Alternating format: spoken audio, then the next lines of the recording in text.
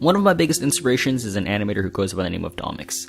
He makes a lot of videos that are enjoyable, with my favorites probably being his breakup series. I remember watching them a long time ago and wanting to make a video about my breakups, but the thing about breakups is that you have to be in a relationship first in order to break up. However, I've never been in one before, but I have been rejected 5 times. But I'm glad I did get rejected. You see, I feel like each rejection has made me a better me, but at the same time, they did still hurt. Now, where does this road of heartbreaks begin? All the way back in 8th grade. I remember the first thing I said to her was something like, "I never did remember your name," followed by a small attempt to create a friendship. She told me her name, but let's just call her Tanya. She was beautiful. Infatuation hit me like a truck, and I grew feelings for her faster than someone getting offended in 2017. That same day we went to our lockers after science class, and by some miracle our lockers were right next to each other.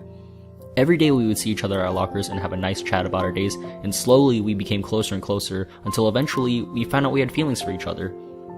I asked her to be my girlfriend, and she said yes, and it was amazing. It felt like things were perfect, and nothing could go wrong. But then I woke up.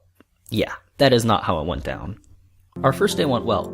Our lockers were next to each other, we had a small conversation, we laughed, it was good.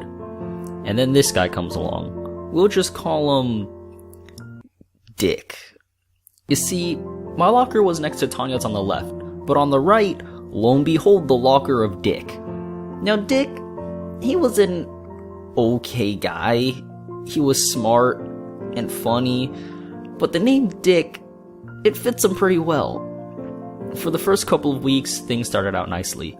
As the semester went on, I learned more about Tanya and found out so many more things that made me attracted to her even more. Slowly but surely, that attraction became apparent because one day, Dick talks to me and asks, "Hey, do you like Tanya?" What? No. "Oh, come on."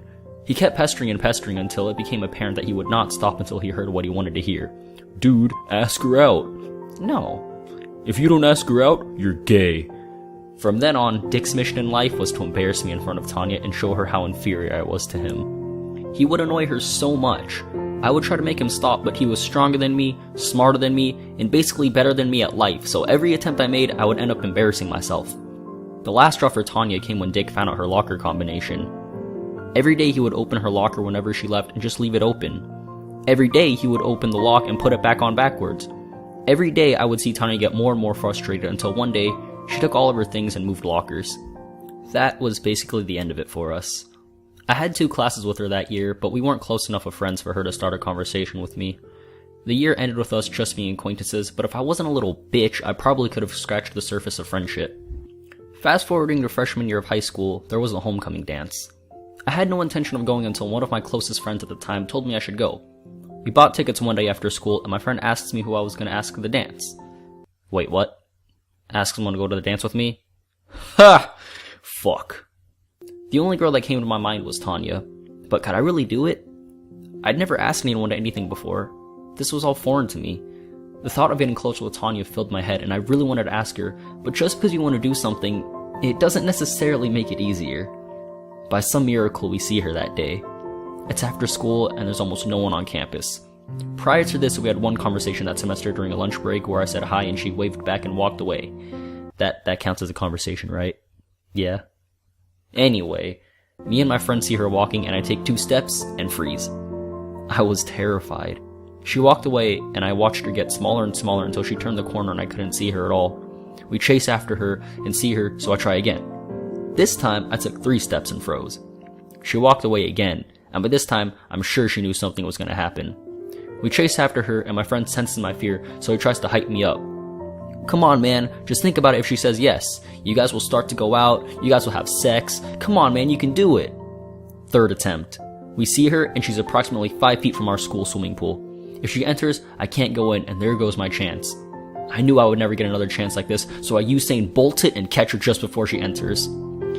"Hey, Tanya, I was wondering if you were gonna go to homecoming." "Yeah, I am." "Oh, I was wondering if maybe you'd wanna go with me?" "Oh, I'm sorry. Since this is my first dance, I'm just gonna go with friends." She rejected me so kindly. I would have loved to have went with her, but the dance was still fun nonetheless. I saw her at the dance, and she was gorgeous. So gorgeous that I spent probably half the dance just admiring her from a distance. I'd be lying if I said I didn't want to try to ask her to dance. I guess she sensed my desire with every stare, and I could feel her getting annoyed. Looking back, I guess this is where I went wrong. She said no to me, but I still wanted her, and I didn't even respect her enough to hide that fact from her. The thing I learned from this rejection is bitches be crazy! Wait, no. I'm not Domix. I'm just a fanboy. Yeah. The thing I learned from this is that no means no. I can't go back in time and change what I did, but I can use what I learned from this in the future. And that is the end of my first rejection. I go by the name of Raged Effects. Thank you for watching, and I hope you all have an incredible day.